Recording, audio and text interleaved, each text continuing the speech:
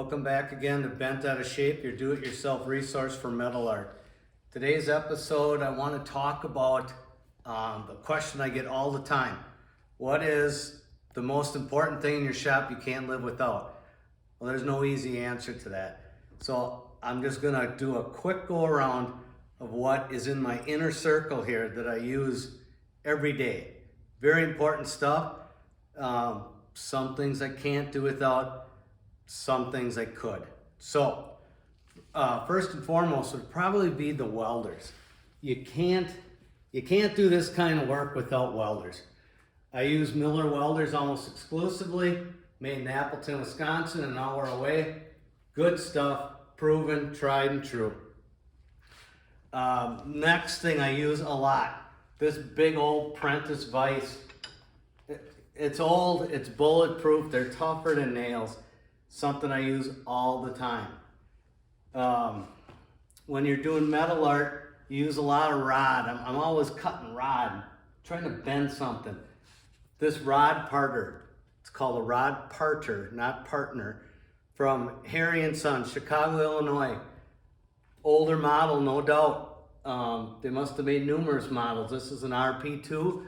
Picked it up on Craigslist, few $100s. I use that thing constantly. It cuts rod off just as nice as can be versus using a bolt cutter. Well, you're always going to get that snarly edge, and you can set up the little jig here and make hundreds of pieces all the same real quick. It's used all the time by me. Then a lot of times when I get done cutting something, I need to bend it right away. So this is a homemade bender I made. Just drilled some holes, took a bearing. Yeah, it's a little engineering went into it, but for the most part, someday I'm going to take this thing apart. We're going to do an episode on just this bender because it's handier than heck. I use it for a ton of stuff. But, I mean, like these S-hooks and stuff, bent right here. Another thing that gets used a ton is this Ellis Band Saw. Not everybody doing metal art is going to have a big band saw like this. Made in Wisconsin again, about 70 miles away. Well, if you're cutting something like this, you gotta have a good band saw. That's just the way it is. We use it all the time, from trinkets to that. Another bender here, diacryl. Use it all the time for bending different things. Manually operated. Just good industrial stuff. Minneapolis, Minnesota, that is made. So, those are the gadgets that are in my immediate circle that I use. Oh, I should show you one more. This is a rebar cutter.